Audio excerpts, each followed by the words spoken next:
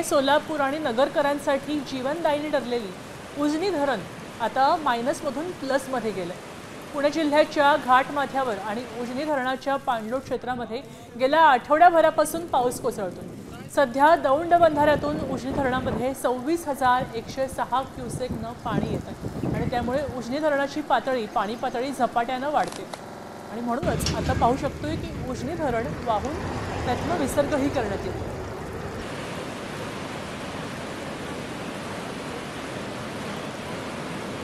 पुणे, सोलापूर आणि नगरकरांसाठी जीवनदायिनी ठरलेली उजनी धरण आता मायनसमधून प्लसमध्ये गेलं।